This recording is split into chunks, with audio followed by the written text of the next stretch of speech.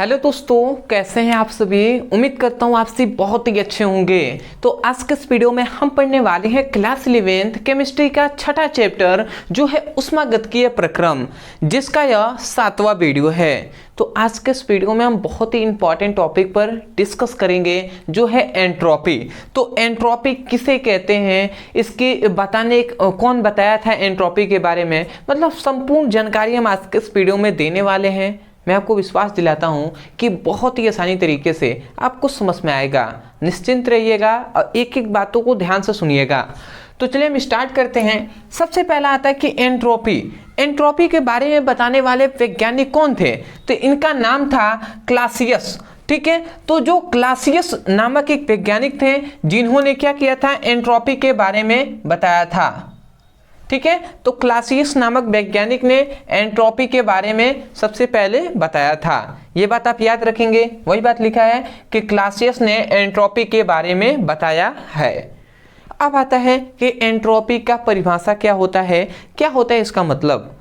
Simple से अगर हम मतलब समझे ना, तो कोई भी सिस्टम है, सिस्टम मतलब निकाय है, ठीक है, या हम तंत्र हिंदी में कह सकते हैं, हिंदी में निकाय कहें या तंत्र कहें। तो कोई भी सिस्टम है, तो सिस्टम में एक क्या होती है, जो व्यवस्था की माप होती है। सिस्टम में एक व्यवस्था की, कोई भी व्यवस्था है, सिस्टम है, ठीक है, तो उसकी कुछ ना कुछ व्यवस्था होगी। तो सिस्टम की व्यवस्था की जो माप होती है, जिसे मापा जाता है, उसे ही हम एंट्रोपी कहते हैं। ठीक है, समझ में आ गया हमने क्या बताया, अभी आपको समझ में आएगा। ठीक है, निश्चिंत रहना है। हमने लिखा है कि किसी निकाय, निकाय मतलब होता है सिस्टम, यहाँ पे लिख दे रहा हूं सिस्टम, इंग्लिश में हम क्या कहते हैं, सिस्टम कहते हैं। तो किसी निकाय की व्यवस्था के माप को एंट्रोपी कहते हैं। मतलब कोई भी निकाय है, कोई भी सिस्टम है, तो उसमें व्यवस्था कैसी है, अच्छी व्यवस्था है, ठीक है, या अनियमित, मतलब नियमित एक व्यवस्था है या अनियमित व्यवस्था है, उसकी जो माप है, जिससे मापा जाता है, वही एंट्रोपी है। तो वही बात कहा गया, किसी निकाय की व्यवस्था की माप को क्या कहते हैं, एंट्रोपी कहते हैं।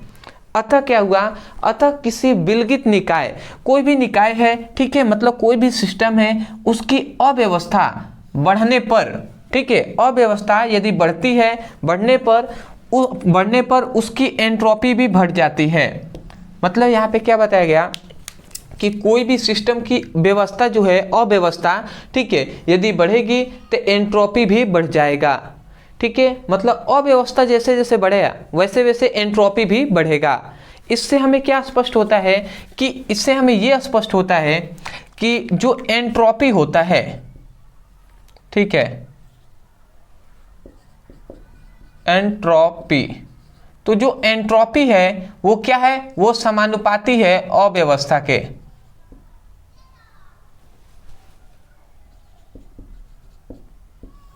ये बात आपको समझ में आ गया होगा, हमने क्या आपको बताया। या आप पोस्ट में आप लिख लेंगे, मुझे जगह नहीं है बट मैंने लिख दिया। यहाँ पे यही बताया गया है कि, क्या बताया गया है कि किसी निकाय की व्यवस्था के माप को एंट्रोपी कहते हैं। कोई भी सिस्टम है तो उसकी एक निश्चित व्यवस्था होगी, तो कोई भी सिस्टम है, कोई भी निकाय है, तो उसकी व्यवस्था की जो माप होती है उसे एंट्रोपी कहते हैं। ठीक है, और ये भी बताया गया कि किसी सिस्टम में अव्यवस्था है, ठीक है, अनियमितता है, तो किसी निकाय की अव्यवस्था यदि बढ़ती है तो एंट्रोपी का मान भी बढ़ता है। वही बात कहा गया कि निकाय की अवस्था में, यदि निकाय की अवस्था बढ़ने पर उसकी एंट्रोपी भी बढ़ जाती है। समझ में आ गया, मतलब एंट्रोपी जो होते हैं अव्यवस्था के समानुपाती होता है। इसका मतलब यदि एंट्रोपी का मान बढ़ा तो अव्यवस्था का भी मान बढ़ेगा, और यदि अव्यवस्था का मान बढ़ा तो एंट्रोपी का मान भी बढ़ेगा। जैसे अगर सिंपल में कहें तो मान लेते हैं आर्मी है, आर्मी की एक बटालियन है, तो आर्मी वाले जब चलेंगे, ठीक है, तो उनकी एक लाइन जो होती है वो एक सीक्वेंस में होती है, एक एक एक पीछे होते हैं, ठीक है, सीधे वो चलते हैं। ठीक है, अगर आप मेले में चले जाते हैं तो मेले में कोई इधर जा रहा है, कोई इधर जा रहा है, बहुत ज़्यादा भीड़ है, तो कोई इधर इधर इधर, तो मेले में अव्यवस्था अधिक होती है, तो जहाँ पे अव्यवस्था अधिक होगी वहाँ पे एंट्रोपी भी अधिक होगा। ठीक है, और आर्मी है, तो आर्मी की बटालियन यदि चल रही है तो उसमें अव्यवस्था कम होता है, और अव्यवस्था कम होने के कारण एंट्रोपी भी वहाँ पे बहुत ही कम होगा। सिंपल सा है, समझ गए होंगे आप। ठीक है, आते हैं अगले पर। यहाँ पे कुछ हमने नोट्स में ये सभी पॉइंट्स आपको याद रखना है, इसके अंतर्गत ये सभी पॉइंट्स आपको। सबसे पहली बात कि एंट्रोपी एक अवस्था फलन है। क्या है? एंट्रोपी एक अवस्था फलन है, अतः इसका मान पथ पर निर्भर नहीं करता है। इसका जो मान होता है वो पथ पर निर्भर नहीं करता है, ये बात आप याद रखेंगे। दूसरा एक और बात याद रखेंगे कि ताप में वृद्धि करने पर, किसमें? ताप में, टेम्परेचर में यदि वृद्धि करने पर एंट्रोपी का मान बढ़ जाता है, एंट्रोपी का मान बढ़ जाता है। इसका मतलब क्या हुआ कि जो एंट्रोपी होता है, एंट्रोपी होता है वो समानुपाती होता है ताप के। इसका मतलब तो यही ना हुआ कि जो एंट्रोपी होता है वो ताप के समानुपाती होता है। यदि कोई भी सिस्टम है, कोई भी निकाय है, तो उसका यदि हम ताप बढ़ाते हैं तो एंट्रोपी का मान भी बढ़ जाएगा, और यदि ताप को घटाते हैं तो एंट्रोपी भी घट जाएगा। वही बात कहा गया यहाँ पे कि ताप में वृद्धि करने पर एंट्रोपी का मान बढ़ जाता है। जैसे क्यों ऐसा? मान लेते हैं जल है, या मान लेते हैं कोई गैस है।